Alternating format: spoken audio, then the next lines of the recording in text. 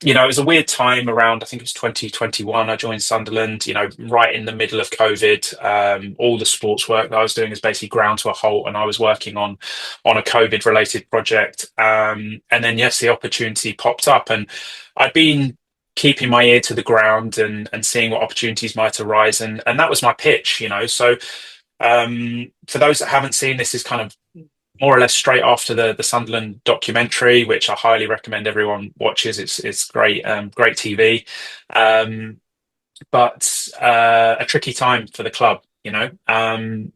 We're not in the place that I think a club of that size and stature and history should be. So, new owner had come in, really young guy, had a lot of very progressive ideas, and infusing data into the decision making processes was something that he was really passionate about and wanted to drive. So that's how the role came about. And the conversation, like I say, was kind of largely as I've described there, about taking all these learnings from different places and applying it into the club. Now, the club didn't have anything from a data standpoint, didn't even have a structured analysis department. So in actual fact, my responsibility there and the role that was being advertised was to oversee the traditional video analysts as well as a data analyst that was being advertised for, and combine those into one kind of cohesive unit, but starting from scratch. And I said earlier how often you go into an organization, there'd be, today data here, there, and there, everywhere. In the case of Sunderland, there really was no data. There was some little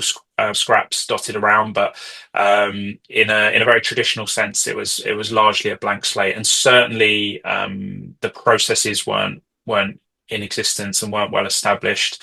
And yeah, it needed to be built from the ground up. You mentioned the role that was being advertised as well. That was something that was really, really critically important for me, is to have someone that I knew could do what we needed to get done there.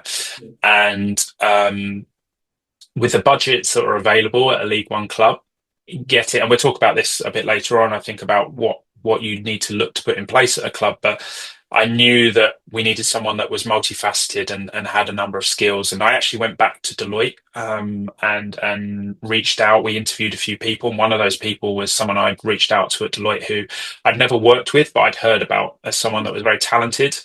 Um, but like me, had a passion to work in sport and was waiting for that opportunity to arise. And that was a role we filled very quickly after my own. Okay, so if you've made it this far into the video, you must be enjoying the content. Either that or you have simply fallen asleep. So whichever one of them it is, you probably won't mind me asking you for a quick favour. So as you know, I'm always looking to grow the channel. So the bigger the channel gets, the more people we can reach and impact, but also the bigger and better guests we can invite onto the channel to have these types of chats. So with that in mind, if you haven't already done so, I would very much appreciate it if you did hit the subscribe button down below the video. The stats are showing around 25% of viewers are subscribed. So there's a big chunk of you that are watching the videos, but you haven't yet hit the subscribe button, but I will let you off because you can do it right now. It's free and it literally takes 1 second. So if you go down, click the subscribe button, it would mean a lot to the channel and help the channel to grow. So that's all for now. Let's get back to the video. Yeah. So in terms of that kind of the process of, like, say, the interview and stuff, James, are you speaking with the owner at that point? Is it Christian speaking was the director of football? Like, what did the whole process? Who were you kind of conversing with to when you first went in? So I was one of the first joiners under the new ownership. So never met with Kirill until a few stages down the line. So the process very much was driven by Christian and Steve Davison, who's recently actually left the club. But those were the two guys who were driving the conversation. Steve comes from an engineering background, like myself, actually, so has a very similar mindset to me. So Christian kind of probed me on the footballing side and where my strengths were, where my weaknesses were, and Steve probed me on the kind of more data analytical side, where my strengths and weaknesses were. And, that was a process of 3 or 4 interviews, something like that, including a visit up to the club. I think even actually a couple of visits up to the club, all in the midst of COVID and lockdown as well. So kind of a bit surreal to be taking a train on your own up to the northeast.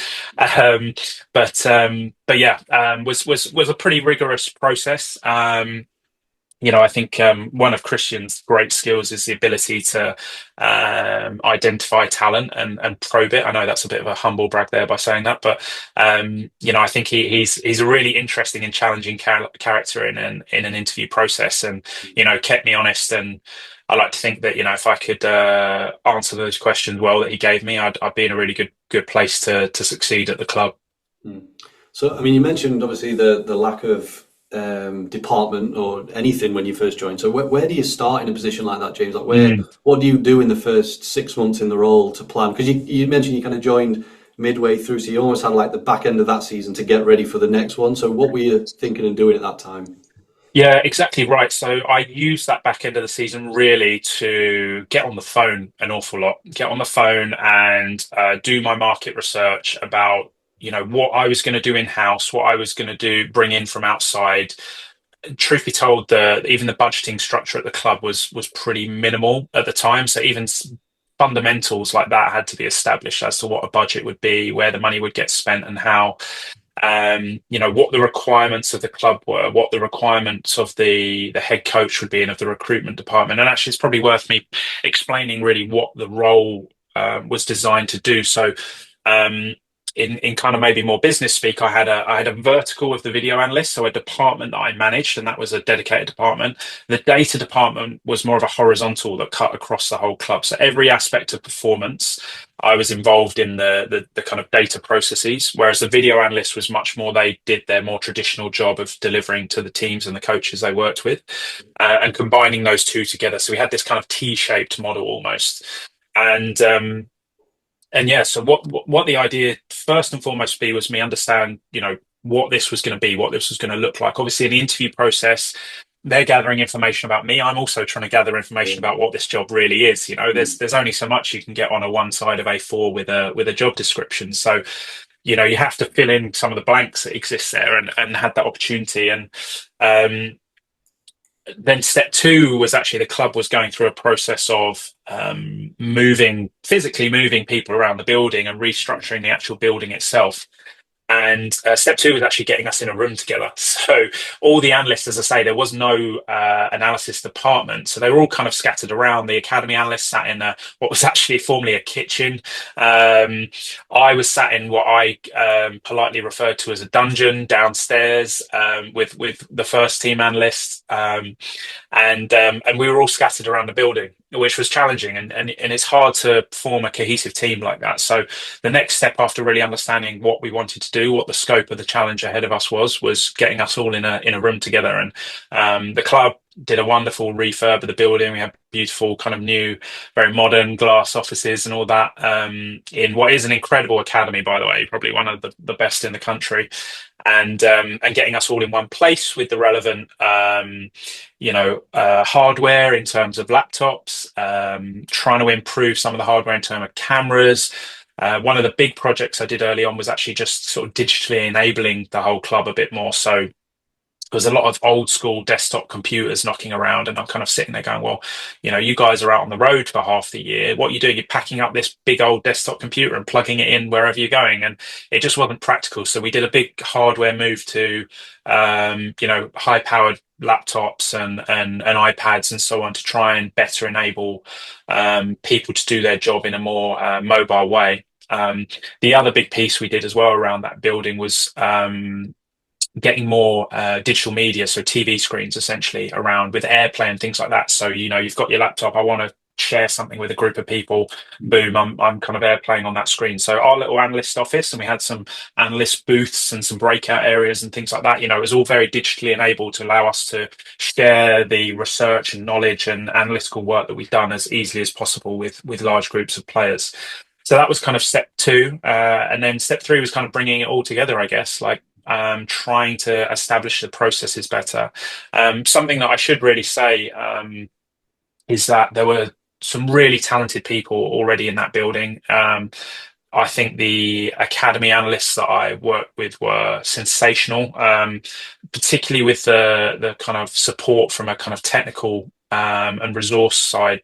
The things that they were accomplishing was was pretty unbelievable. And we wanted to really harness that and maximize that and grow that and nurture these guys to be able to deliver, even more that they were doing, or at least allow them. I mentioned that efficiency thing earlier. At least allow them to deliver things they were doing in a less, laborious way. Yeah. And then likewise, the first team analyst that we had when I first joined, still there, one of those guys. Just picked his brain, really learned he'd been at the club for a long time before I joined. What's this club about? How does it operate? What do people like and dislike? I mean, he'd seen, God knows, 8, 9 head coaches in his time. So, he knew how to pivot and change the way of working, and really try to extract all that knowledge from him so that we could try and start to structure that in a more formalized way and try and make that a more efficient process for him. So rather than him being up all night viewing clips in a very manual way, he could, maybe extract the same information in a more automated way that, gave him a bit more time with his family and his kids. So, there's obviously a ton of detail that sits underneath that. I've really just skimmed across the surface, and I've barely even mentioned the other departments like recruitment, like sports science and medicine, even operations and administration. We were heavily involved in what they were doing as well. So hell of a lot more detail to be had there, but hopefully that paints a picture of what that looked like at that time at that club.